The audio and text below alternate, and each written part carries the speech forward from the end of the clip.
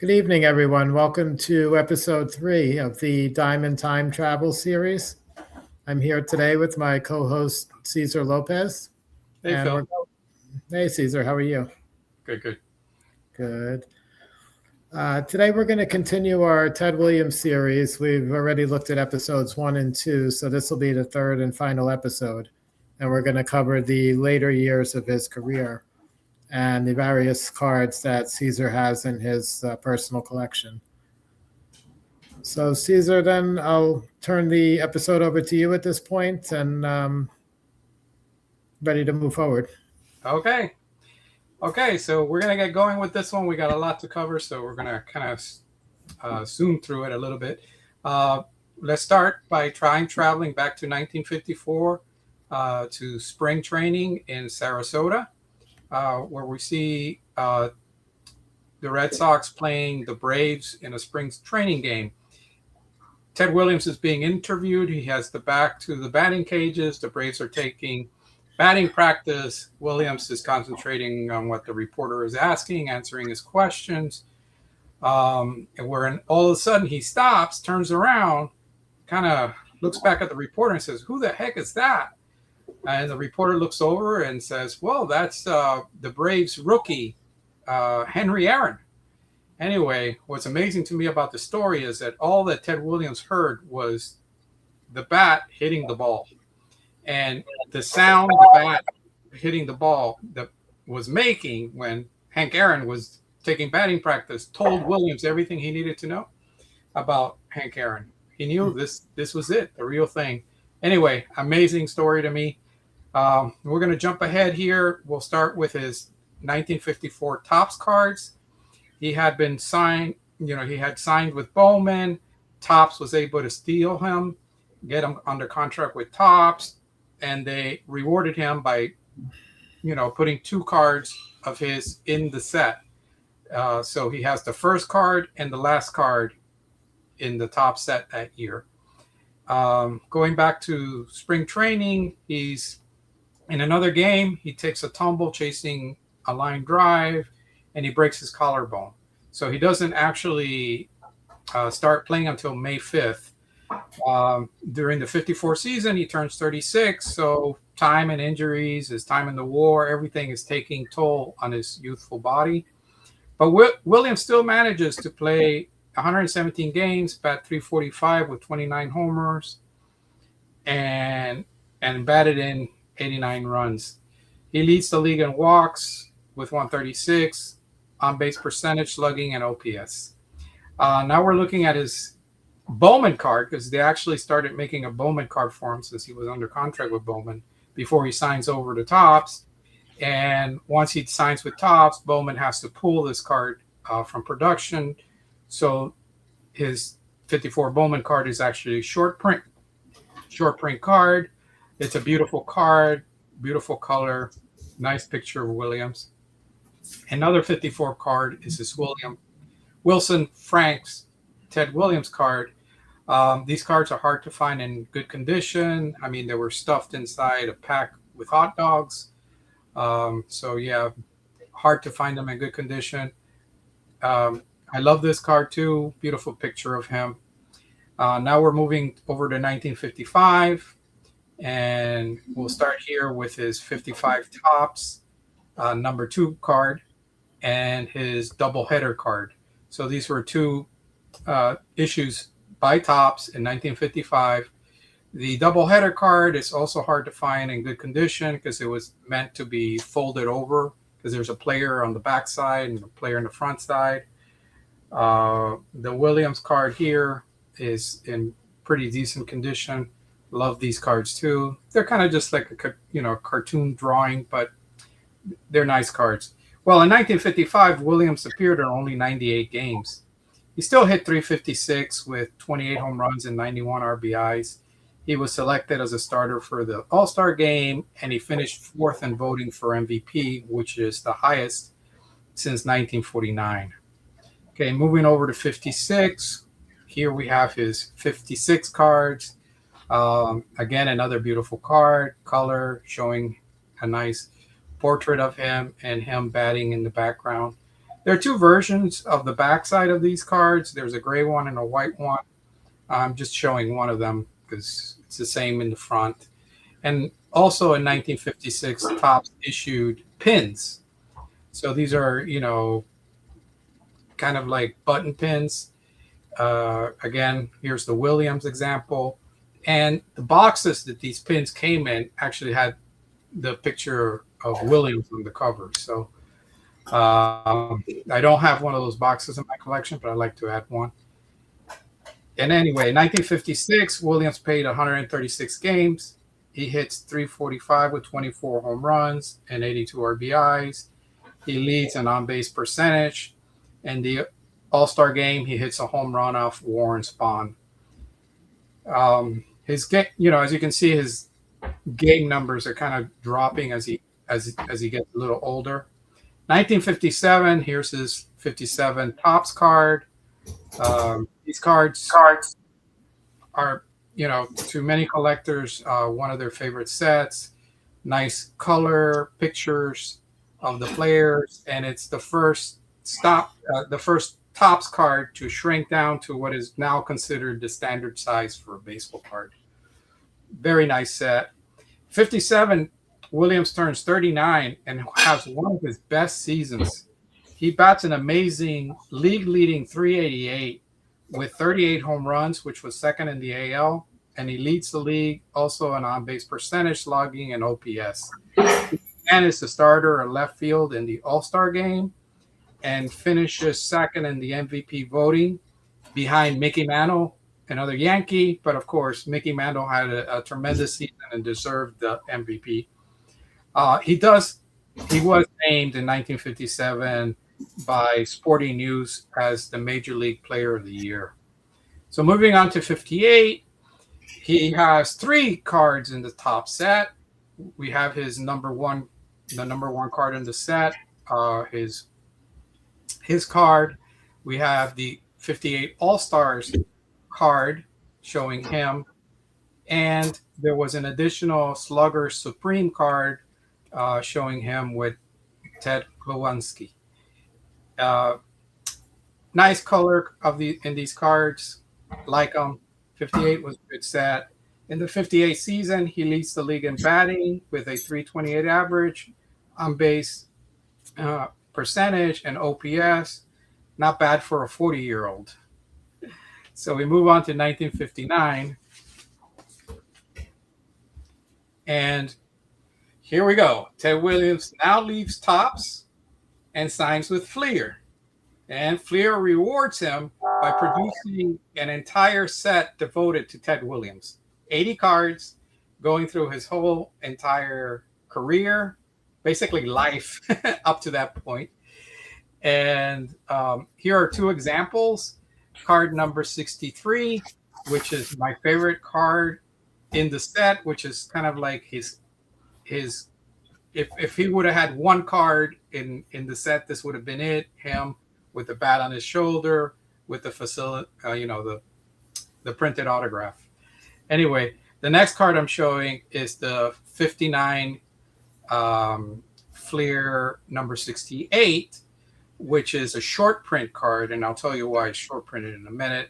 But it shows Ted Williams with Bucky Harris when he signs his contract for 1959. Bucky Harris was under contract with Topps, so Fleer had to pull the card. So this ends up being a short print in the set. In 1959, Williams is 41 years old and has a frustrating year. He has injury problems. He had neck problems. He had a pulled groin. He plays in 103 games and only bats .254, which is the only time in his career that he batted less than 300. He appears in 2 of the All-Star games. They had 2 All-Star games that year, and he goes 0 for 3 with a walk. In 1960, now we get to his last season. He's 42 years old. He still manages to hit 29 home runs and bat .316. He has to pinch hit in the All-Star game and gets 1 hit. On June 18, I'm sorry, he hit his 500th home run, career home run, putting him in fourth place all time at the time. The highlight of the season comes in his last game, in his last at bat. So in the eighth inning of a nothing game in Yankee Stadium with about 10,000 fans in the stands, Williams hits a home run to right center field for his last at bat as a Major League Baseball player. He simply runs around the bases and disappears into the dugout. And that basically, it's like the cowboy riding into the sunset. Williams ends his playing career. So let's recap this amazing career of his. He in his 19-year career, he amasses the following numbers. He had a 121.8 WAR, played in 2,292 games, had 92 plate appearances, 7,706 at bats. He scores 1,798 runs, 2,654 hits, 525 doubles, 71 triples, and 521 home runs. 1,839 RBIs, walks 2,021 times, strikes out only 709 times, for a career batting average of 344, an on-base percentage of 482, a slugging percentage of 634, and so on. Kind of like to end his career here are his 1961 New Card Scoops cards, where they're kind of highlighting some of the biggest highlights of his career. Of course, him batting 406 in 1941 and being the All-Star Game hero in 1941. What doing my research for this show, something really came across to me that I hadn't really thought about before. So everybody probably has seen the movie Moneyball, where they're talking about Billy Beane, the general manager of the Oakland A's, and how they change baseball because they start focusing on different stats. They start focusing specifically on on-base percentage instead of batting average. They prioritized the player's ability to get on base by any means. They focus on slugging percentage as a better measure for power than just how many home runs they hit. Walks, something that was seen as a pitcher's failure, Billy Beane recognized walks as a valuable offensive skill. And OPS, on base plus slugging, this combination stat gave a more complete picture of a batter's offensive value. All these stats really tell you what kind of hitter the player is and how much he contributes to winning. And that became the focus of Moneyball. So how did Ted Williams stack up in his career in these newly believed to be important stats in baseball? Well, let's take a look. On-base percentage, 482. That's the all-time high. That's the highest of any player has ever played Major League Baseball. Ted Williams got on base more than anybody else percentage-wise. Slugging, 634. That's third all-time, behind a guy named Josh Gibson and Babe Ruth. That's it. Ted Williams is number 3. Walks. Okay. Let's take a look at how many times he walked per at-bats, per plate appearances. 206. That's an all-time high. Williams walked at a higher percentage than anybody else who played Major League Ball. And finally, OPS of 1.116. Again, third all-time, behind Josh Gibson and Babe Ruth. That's it. Ted Williams, was an amazing, amazing batter. He got on base. He walked at a higher percentage than anybody else.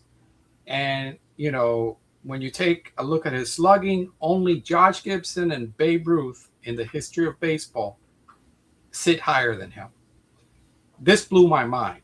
And it reiterates why I collect Ted Williams and why I think he was one of the greatest baseball players of all time. He was selected to the All-Star team 17 times. He won an MVP twice. He finished second 4 times. He batted over 300 every season except for one. He was the last batter to hit over 400 in a season. And he owns the record for getting on base 84 straight games. Both records still stand today. He hit 147 RBIs as a rookie. That record still stands today. Just amazing. Obviously, he's going to get inducted into the Baseball Hall of Fame. This happens in 1966. Ted is the only player elected to the Hall of Fame that year. He receives 93.4% of the vote.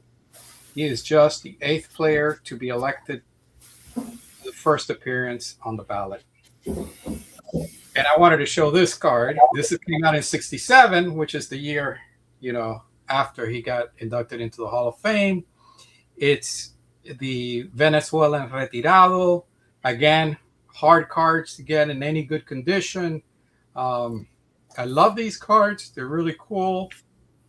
One thing I want to say about this set. So this set sometimes is incorrectly referred to, but commonly referred to as 67 tops. This wasn't really a 67 top set. It was a set produced by Sports Gráfico magazine that produced also the Ovenka set and some other magazine sets during the 70s. They included the first part of the set includes the players from the Winter League in Venezuela. You have this subset of retirados, which include retired players, which has some great great players in this retirado set. And then you see the part of the set that is similar to the 67 tops, but the backs are different. They're not really the same. Of course, they had to have some kind of contract or deal with Topps to include those cards in the set. Anyway, love these sets. Williams used his induction speech in July of 1966 to speak for a community of players that were not getting the proper recognition they deserved. Williams said, "Inside these buildings are plaques dedicated to baseball men of all generations, and I am privileged to join them. And I hope that someday the names of Satchel Paige and Josh Gibson in some way can be added as a symbol of the great Negro League players that are not here only because they were not given the chance."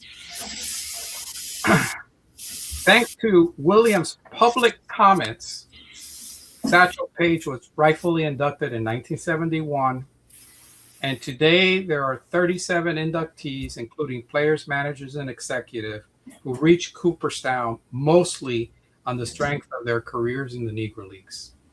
Williams is the guy who got the ball rolling. Anyway, so pretty much this brings us to the ending of our talk about Ted Williams. I had some final words that I wanted to put in about Ted Williams. Ted Williams was a complex and imperfect human being that was born with an amazing set of natural abilities that allowed him to hit a baseball better than most anyone who's ever played Major League Ball. He honed this natural ability through hard work. He spent hours hitting baseballs to perfect his swing. As a youth, he asked the coach, how could he increase his strength? The coach told him to do push-ups, so young Williams would do thousands of push-ups every day. He quickly develops a singular vision to be the greatest hitter that ever lived. He would pursue this vision with an unwavering focus and determination. Williams would turn the art of hitting into a science, and as a grandmaster, would turn the science of hitting into his masterpiece. Um, Here we're looking at two of his Fleer cards from the 59 set, one showing him as a fisherman and one showing him as a pilot. This is because Williams extended his focus in other pursuits. He was an outdoorsman and loved fishing. And one day he would be enshrined in the Fishing Hall of Fame. He becomes a fighter pilot, graduating near the top of flight school, and is made a flight trainer during World War II. In Korea, he learns to fly jets. His wingman, astronaut John Glenn, would say of Williams that he was one of the best pilots that he ever flew with. So Williams had that ability to just focus on something and excel in it and, move forward. Williams clashed with some reporters and even some fans, but the people around him that took the time to know him would become his lifelong friends. Charlie Wagner, his roommate for his first 6 years, Bobby Dorr, who came up with him from San Diego, Dom DiMaggio, Joe's brother and fellow Californian, and Johnny Pesky, just to name a few, would become his friends for life. They knew a different Williams. They knew an honest, loyal, and giving person. Williams would become the face of the Jimmy Fund, the official charity of the Boston Red Sox that saved lives and reduced the burden of cancer for patients and families worldwide. We're looking here at a couple of pieces from the Jimmy Fund. One is a tag with Ted Williams on it. Another one is the back of a membership card for the Jimmy Fund that pictured Ted Williams. Ted Williams becomes the face, the spokesman for the Jimmy Fund while he's still a player. That means he attends dinners that they have when they're trying to raise money. He puts himself out there for the Jimmy Fund. Later, after he retires, he becomes the chairman of the Jimmy Fund. His involvement lasted his whole life, and he would help raise millions of dollars for this incredible charity. Williams indeed was a complex and imperfect human being, but one who overcame many of these imperfections to realize his childhood dream of becoming the greatest hitter that ever lived. Sure, he made mistakes as a youth. He held grudges too long. He was easy to anger. Later in life, he avoided fans seeking autographs and photos. I've heard many stories from people about this. But what he did in the batter's box, his loyalty to his friends, his actions to bring Negro League players into the Hall of Fame, his work ethic, his determination, his service in 2 wars, his devotion to raising money for the Jimmy Fund, all this shows that he was greater than the sum of his mistakes. And that is why I admire him and I collect him. To finish off here, I put this 1976 Topps all-time All-Stars. He was definitely one of the best that ever played baseball. He is deserving of being an all-time All-Star. Ted Williams, like we saw, was a great batter, probably one of the best that ever stepped into the batter's box in Major League Baseball, with his amazing on-base percentage of walks, percentage, his OPS. I mean, just, think about it. He's either number 1 or number 2 behind George Gibson and Babe Ruth in probably the 4 most important categories that define a baseball player's ability to produce runs, to, help win games. I have to relay one last story. I recently was watching a documentary on Yogi Berra, and there's a section where they talk about Jackie Robinson, and they talk about Jackie referring to specifically 3 Major League Baseball players that he felt treated him with the utmost respect, accepted him, treated him as just another baseball player, respected the job he did. He talked about Pee Wee Reese, He talked about Joe Guevara, and he talked about Ted Williams. You know, Ted Williams was, you know, in my opinion, a great man. Anyway, Phil, this Yeah. was a quick episode, but I wanted to get a lot in. We showed a lot of cards. We've done this for 3 episodes now. It was definitely a pleasure. I thank you so much for the opportunity to do this and get these, cards out there for people to see. And I look forward to our next episodes. Thank you so much, Cesar. The pleasure has been all mine to have you on the show and do such a great job narrating Ted's career, your entire personal collection. And just had a couple of questions for you, and we did not talk about this before, so this is not prepared. But what would you say your 3 favorite Ted Williams cards are? Wow, that's a good question. I'm like that proud daddy that loves them all. But if I had to pick 3, I like his 41 play ball because it's his first color card. Right.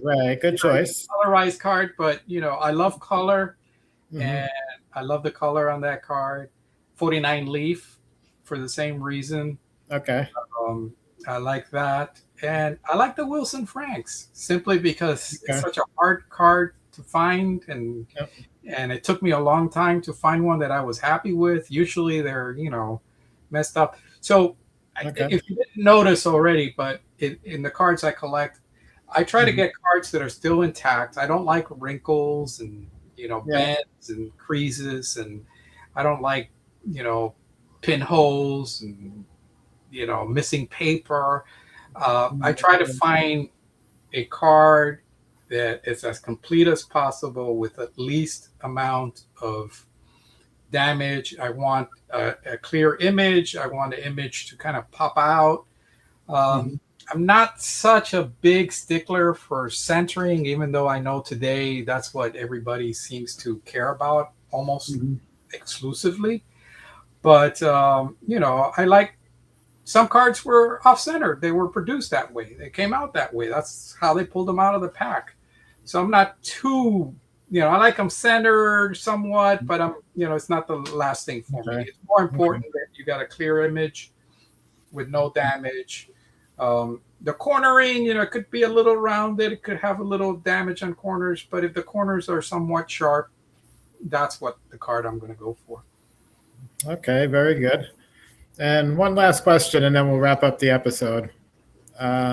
Which Ted Williams card, career contemporary card, would you say is his most undervalued or has the greatest potential in the future?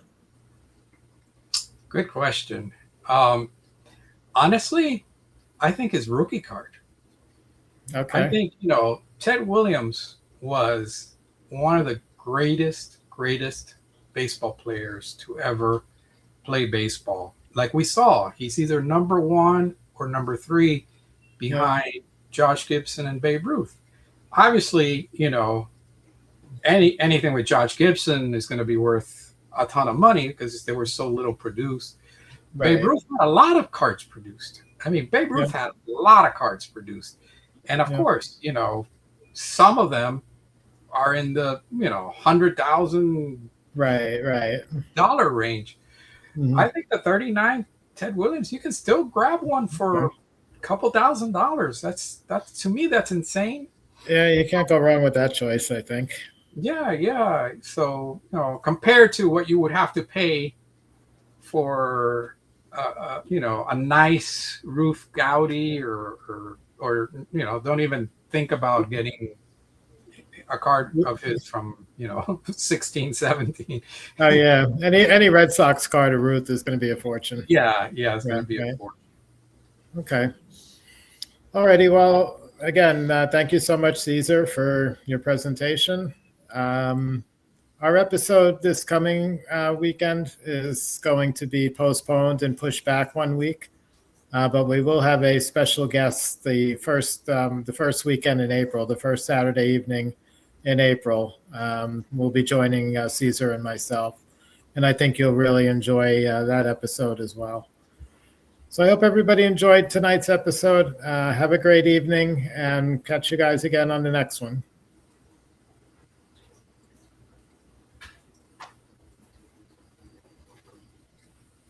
Bye, everyone.